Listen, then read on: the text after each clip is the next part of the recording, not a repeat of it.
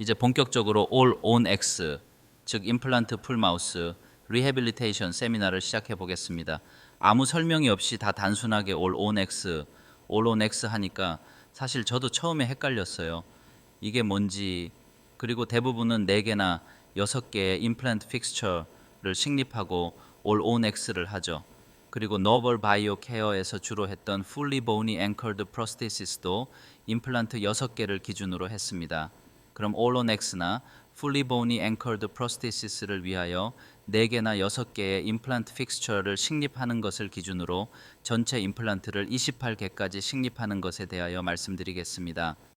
그러면 All on 6를 한다면 6개 임플란트 픽스처를 어디에 심을 수 있을까요? 전치부에 2개 심겠죠. 중절치나 측절치 기준으로 양쪽에 2개를 대칭적으로 식립하면 됩니다. 양쪽 견치 부위에 2개를 심으면 좋을까요? 네. 그 다음에 견치부 뒤쪽은 어디에 임플란트 픽스처를 식립하죠? 하악 멘탈 포라멘의 전방 제1소구치 부위에 2개의 임플란트 픽스처를 대칭적으로 식립하면 좋습니다. 결국 6개의 임플란트 픽스처를 전치에서 제1소구치까지 분산시켜서 식립합니다. 만약 올 온포를 한다면 전치나 견치에 대칭적으로 2개를 심고 제1소구치 부위에 2개를 식립하여 총 4개의 임플란트 픽스처를 심고 멀티 유닛 어버트먼트를 사용하여 전악 보철물을 만들어 고정식으로 임플란트 픽스처에 나사로 연결된 멀티 유닛 어버트먼트에 또 나사로 고정합니다. 만약 멀티 유닛 어버트먼트를 사용하지 않는다면 픽스처 레벨로 연결되는 어버트먼트를 이용하여 아이바를 만들고 바 오버덴처를 만들면 됩니다. 그러니까 제1소구치까지 임플란트 픽스처를 심고 보철물을 만들면은 나머지는 어떻게 돼요? 네. 제1소구치 뒤쪽 후방 구치부는 전부 다 캔틸레버가 발생하는 거예요. 실제 임상에서 캔틸레버를 감소시키기 위하여 제1소구치 부위에 식립하는 임플란트 픽스처를 후방 구치부 쪽으로 경사시켜 식립하고 앵글드 멀티 유닛 어버트먼트를 사용하여 보철물을 제작하는 시도도 있습니다. 그러나 이렇게 하는 것은 문제를 더 복잡하게 만드는 것입니다. 캔틸레버 문제를 완전히 해결하지 못할 뿐만 아니라 부적절한 임플란트 픽스처 식립 경사로 인하여 또 다른 문제가 발생할 가능성이 증가합니다. 그리고 앵글드 멀티 유닛 어버트먼트를 사용하기 때문에 어버트먼트의 기계 역학적 안정이 감소하여 임플란트 치료의 롱제비티가 감소할 수 있습니다. 언론포의 경우 견고한 골 지지를 얻어 안정성을 확보하여야 합니다. 특히 상악의 가용골이 부족하거나 약한 골 조직 때문에 자이고마틱 임플란트나 테리고이드 임플란트를 사용하여 임플란트 교합 지지를 증가시키려는 시도가 현재 진행 중에 있습니다. 즉 상악동으로 인하여 잔존골이 없는 경우에 자이고마틱 임플란트나 테리고이드 임플란트를 사용하려는 시도는 멀티 유닛 어버트먼트의 발전으로 더욱 가속화되고 있습니다. 경험이 많고 전문적인 교육을 받은 오랄 앤 맥실로페이셜 서전은 자이고마와 테리고이드의 cortical bone anchorage를 이용하기 위하여 가능한 긴 픽스처를 식립합니다. 멀티 유닛 어버트먼트가 일체형으로 만들어진 픽스처를 사용하거나 임플란트 픽스처에 나사로 고정된 멀티 유닛 어버트먼트를 사용하여 전치부에 식립된 픽스처에 고정된 멀티 유닛 어버트먼트에 연결하여 올 온포 혹은 올 온 식스 치료를 할 수 있습니다. 결국 올 온포 혹은 올 온 식스를 안전하게 하기 위해서는 임플란트 픽스처의 골 고정이 제일 중요하고 보철물 제작이 가능한 멀티 유닛 어버트먼트를 사용하여야 합니다. 실제 올온포는 임상적으로 매우 위험한 치료 프로토콜입니다. 한쪽에 올온포를 하였다면 다른 한쪽의 교합 지지 상태에 따라 치료 결과의 롱제비티가 결정되기 때문입니다. 예를 들면 올 온포와 교합하는 악궁의 잔존치의 교합 지지가 좋은 경우 최악의 결과를 예측할 수 있습니다. 교합의 바이오 다이내믹 개념으로 생각해 보면 임플란트 치료 후 계속해서 저장력이 증가합니다. 결국 과도하게 교합 하중이 증가하면 임플란트의 기계 역학적 문제가 발생할 뿐만 아니라 임플란트 어버트먼트를 통하여 전달되는 과도한 교합 하중 때문에 페리 임플란타이티스 발생 가능성이 증가합니다. 반대로 대합하는 악궁에 잔존치가 없고 풀덴처를 사용하고 있다면 받아들일 수 있는 치료 결과와 예후를 예측할 수 있습니다. 결국 모든 임플란트 치료의 결과는 임플란트 피처의 골 지지와 임플란트 수복물에 가해지는 교합 하중의 비교 분석으로 예측할 수 있죠. 당연히 발생하는 교합 하중보다 임플란트 골 지지가 더 커야 합니다. 그리고 어버트먼트 커넥션은 교합 하중의 전달 과정에서 기계적인 안정성을 제공해야 합니다. 물론 보철 수복의 재질도 교합 하중의 전달 과정에서 파괴되거나 쉽게 마모되지 않은 재질을 사용해야 합니다. 그리고 무엇보다 중요한 것은 보철 수복의 형태와 교합입니다. 중심이 최대 교두감 합의를 형성하는 인공치의 형태는 상하 악골의 교합으로 발생하는 3차원적인 공간 개념으로 이해해야 합니다. 결국 하악 중심이 최대 교두감 합의로 하악의 공간적 위치가 결정되기 때문이죠. 그리고 환자의 하악 운동을 조절하는 편심이 치아 유도와 이계도 보철 수복물의 3차원적 치아 형태와 상하 치아 교합으로 형성된 오버바이트와 오버젯의 상대적 크기 차이로 조절되기 때문입니다. 결국 자유로운 하악 운동과 안정적인 하악 위치를 결정하는 것은 임플란트 보철 수복의 기능적 형태입니다. 때문에 치과 교합으로 생각해보면 궁극의 All-on-X는 상실 치아 하나에 임플란트를 심는 one-on-one입니다. 다시 말하자면 one-on-one 혹은 1-on-1의 개념으로 임플란트 치료를 하여야 합니다. 전악 임플란트 치료에 필요 충분한 임플란트 개수는 상악의 14개, 하악의 14개이고 합하여 28개입니다.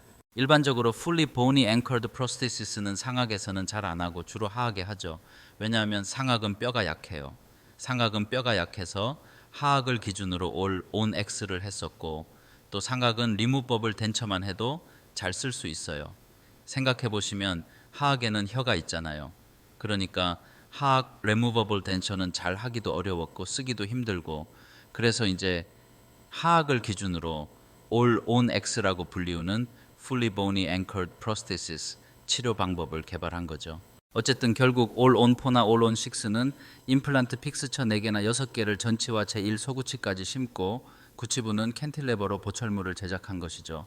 그리고 계속 longevity에 관한 리포트가 보고되잖아요. fully bony anchored prosthesis를 얼마나 오래 사용할 수 있는 것에 관해서 모두 궁금하니까 all on X의 평균 유지 기간은 5년 정도를 보더라고요. 5년이 보장할 수 있는 기간이고 5년이 넘어가면 아마 또 어떤 문제가 생긴다고 생각하는데 결국 좋은 치료 예후를 위해서는 캔틸레버 발생을 최소로 하거나 없애는 것이 좋습니다. 즉 all on 8이나 all on 10, 12 혹은 14을 해서 기능과 심미적인 보철 치료를 하여야 합니다. 그리고 하악 구치의 가용골 크기와 형태에 문제가 있어 구치부 임플란트를 식립할 수 없는 경우에는 임플란트 어시스티드 파셜 덴처 치료 방법도 고려해야 합니다. 최근 들은 얘기들은 뭐냐 하면 All on X를 임플란트 픽스처 4개만 심고 하겠다는 거죠. 임플란트 픽스처를 4개만 심으면 수술도 간단하고 비용도 적게 드니까요. 또 보철 수복도 쉽게 할 수 있죠. 그런가요? 잘 모르겠습니다. 4개만 심고 가능할까요? 모르겠어요. 한다고 하니까 하라고는 하는데 그래서 X가 중요한 거죠. X가. 그래서 저 같으면 X를 몇 개를 하고 싶어 할까요? 치과 의사는 몇 개 하고 싶어 할까요? 환자는 몇 개 하고 싶어 할까요? X. 임플란트 개수를 얘기해 보세요. 저는 X가 최소한 8개에서 10개입니다. 최소한 8개에서 10개의 임플란트 픽스처를 심습니다. 8개 이상을 심지 못하고 아까 얘기했던 것과 같이 6개를 심잖아요. 그러면 어떻게 해야 될까요? 임플란트 어시스트드 파셜 덴처를 합니다. 전치부는 고정식 임플란트 보철로 fully bony anchored prosthesis를 하고 뒤쪽 구치부는 removable partial denser를 합니다. 그러면 이게 뭐냐? 이것도 아니고 저것도 아니다 하는데 안전하게 해야지. 생각해 보세요. 위험하게 해서 문제가 발생하면 안 되죠. 한국에서 all on 4를 5년 정도 쓰고 임플란트가 통째로 빠졌다? 그래서 임플란트 치료를 다시 하여야 한다. 아니면 임플란트가 빠지면서 골 흡수가 더 진행되어 다시 임플란트 치료를 할 수 없다. 그러면 그걸 이해할 수 있는 환자가 있을까요? 이 환자의 경우도 상악과 하악 모두 임플란트를 하였는데 페리임플란타이티스가 발생하였습니다. 근본적인 문제는 교합 하중의 증가에 있습니다. 상악과 하악 모두 임플란트를 식립한 경우에는 교합력이 과도하게 증가할 수 있습니다. 그리고 과도한 교합 하중을 흡수 분산하는 과정에서 임플란트를 지지하고 있는 골 조직이 파괴됩니다. 특히 좋지 않은 임플란트 식립 위치와 방향은 교합 하중의 전달과 분산 과정을 변형시키죠. 그리고 버티칼 디멘전과 중심이 최대 교두감 합의 교합에 문제가 발생하면 임플란트에서 골 조직으로 교합 하중의 전달과 분산 과정에서 골 파괴가 발생합니다.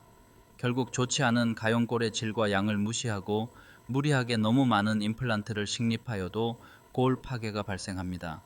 즉 교합 지지는 임플란트 픽스처에서 제공하는 것이 아니라 오서 인테그레이션 된 픽스처를 둘러싸고 있는 골 조직에서 형성되기 때문이죠. 때문에 가용골이 허용할 수 없는 픽스처의 크기와 개수는 골 파괴의 1차적 원인이 됩니다. 당연한 이야기이지만 가용골의 크기와 질은 교합 지지의 형성에 근본을 제공합니다. 결국 약한 골 조직의 교합 지지는 과도한 교합 하중을 감당할 수 없습니다. 그리고 교합 하중의 전달과 분산을 위해서는 정확한 위치와 방향으로 픽스처를 식립하여야 합니다. 제가 예전에 대학병원에서 근무하던 후배를 만나서 들은 얘기가 뭐냐 하면 어떤 노신사 한 분이 진단서를 써달라고 여기저기 돌아다니고 있다고 합니다. 서울에 있는 거의 모든 대학병원에 진단서를 의뢰한 것 같더라고요. 한국에서 제일 유명한 병원에서 풀 마우스 임플란트를 했는데 이게 3년 만에 모두 실패하였다고 합니다. 그리고 임플란트가 실패하는 과정 중에 광범위한 골 소실이 발생하였다고 합니다. 그 다음에 이제 다시 임플란트 풀 마우스 리하빌리테이션을 못 하잖아요. 결국 리무법을 denture를 했나 봐요. 그러니까 자기 인생이 완전히 다 망가졌다고 생각하고 소송을 하였다고 하네요. 그리고 많은 양의 소송 서류를 가지고 다니고 있다고 합니다. 거기에 모든 기록이 있다고 합니다. 자기가 진료받은 날짜와 과정뿐만 아니라 상담 내용까지 자세히 기록하고 있었다고 합니다. 그런 얘기를 하니까 무섭잖아요. 저는 임플란트 한두 개가 잘못돼도 환자들이 따지러 온 경우가 굉장히 많거든요. 10년이 넘었는데도 와서 뭐라고 하기도 합니다. 막 화내고 환불 요청하고 10년이 넘었는데도 말이 안 되죠. 그러면 상식적으로 설명을 하고 다시 임플란트를 해드리면 됩니다. 그런데 올 온 X 같은 경우는 비용이 많이 들죠. 그런데 그게 3년이나 5년 만에 빠져서 온다면 감당할 수 있겠어요? 못하죠. 문제가 발생한 경우에 마땅한 해결책이나 대안을 제시하여야 합니다. 환자에게 임상적으로 발생한 증상과 현상에 대하여 원인과 결과를 자세히 설명하고 향후 치료 계획을 제시하여야 합니다. 이 환자의 경우에는 상악은 풀덴처를 계획하였습니다. 남아있는 상악 좌측 제2대구치 부위의 임플란트를 이용하여 오버덴처 개념으로 교합 지지를 확보하였습니다. 상악 우측 제2대구치 부위의 임플란트를 추가하여 대칭적 교합 지지 개념으로 상악은 임플란트 서포트 오버덴처를 하였습니다. 하악은 남아있는 픽스처를 기준으로 가능한 임플란트 지지를 확보하기 위하여 전치부와 제1소구치 부위에 픽스처를 추가하여 고정성 프로스테시스를 제작하였습니다. 즉 하악은 All on X, All on 9이고 상악은 두 개의 임플란트 지지를 이용한 임플란트 서포트드 오버덴처로 치료하였습니다. 다시 말하자면 과도한 교합 하중의 발생을 상악 리무법을 덴처로 예방한 것입니다. 결국 하악 All on 9의 예후는 교합력과 직접적으로 관련이 있기 때문이죠. 그래서 이런 상황을 생각하면서에 대한 생각을 진지하게 해야 됩니다. X, 즉 임플란트 몇 개가 환자 상태에 잘 어울리는가를 잘 생각해 보시는 게 맞을 것 같습니다. 그래서 이제 결국 환자를 진단하고 치료하고 follow-up을 어떻게 할 것인지 그게 굉장히 중요한 거잖아요. All on X가 기술적으로 어렵지만 연구하면 할 수 있잖아요. 임플란트를 하시는 치과 의사는 누구나 할 수 있고 기공사도 다 보철물 제작을 잘해요. All on X, 기공일 뭐 못하겠어요. 다 하지요. 그런데 이제 치료 계획이 잘못되면 결과가 좀 심각해지잖아요. 그래서 이런 생각을 좀 해보시면 좋겠습니다. All on X에 대한 얘기 좀 더 해드리고 Implant Assisted Partial Denture도 말씀드리겠습니다. 그리고 풀 덴처에 대하여서도 말씀드리고요. 그 다음에 임플란트로 풀 마우스 리하빌리테이션을 하는 것에 대해서 설명을 해드리고 그 다음에 치과 교합에 대해서 좀 설명을 하고 아마 제가 All on X에 대한 강의를 마칠 것 같습니다. 결국은 많은 치과 의사들은 임플란트 풀 마우스 리하빌리테이션을 하고 싶어 해요. 그리고 임플란트 풀 마우스 리해빌리테이션 환자도 많고요. 그런데 임플란트 치료를 하기 전에 결정해야 할 것은 무엇이냐면 최종 임플란트 보철물을 스크류 픽세이션을 할 것이냐 아니면 시멘테이션으로 고정할 것이냐를 먼저 결정해야 합니다. 예전에 스크류 픽세이션을 좋아한 이유는 임플란트에서 보철물을 풀 수 있다는 것이었어요. 근데 이것은 고정 나사가 풀린다는 이야기이죠. 저는 시멘트 픽세이션을, 시멘트 리테인션을 좋아하는데 문제는 어버트먼트 커넥션이 풀리면 뒷감당을 할 수가 없죠. 그래서 S락 임플란트와 같은 리테이닝 스크류가 풀리지 않는 혹은 거의 풀리지 않는 어버트먼트 커넥션을 개발한 것입니다.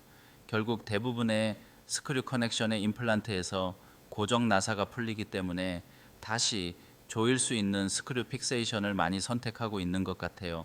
Morse taper screw connection 임플란트를 쓰시는 분들은 cement retention을 하지 못합니다. 그리고 locking taper abutment connection을 사용하지 않는 모든 임플란트는 cement retention을 할 수 없습니다.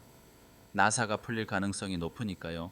만약 시멘트 리텐션의 임플란트 보철에서 나사가 풀리면 보철물을 제거해야만 다시 나사를 조일 수 있기 때문입니다. 사실은 모스 테퍼 스크류 커넥션 임플란트에서 나사 풀림을 해결하기 위해서 SCRP라는 보철 제작 방법이 고안되었습니다. SCRP, Screw and Cement Retained Prosthesis는 CRP, Cement Retained Prosthesis와 SRP, Screw Retained Prosthesis를 결합한 보철 수복 방법입니다. 결국 계속해서 Retaining Screw가 풀리기 때문에 SCRP라는 방법이 고안되었겠죠. 그러나 결국 SRP로 하면 될 것을 CRP로 하면서 나사가 풀리면 문제가 되니까 SRP 방법을 같이 사용한 것입니다. 그래서 S락 임플란트에 왜 락킹 테이퍼 어버트먼트 커넥션을 사용한지에 대해서 좀 생각을 해야 돼요.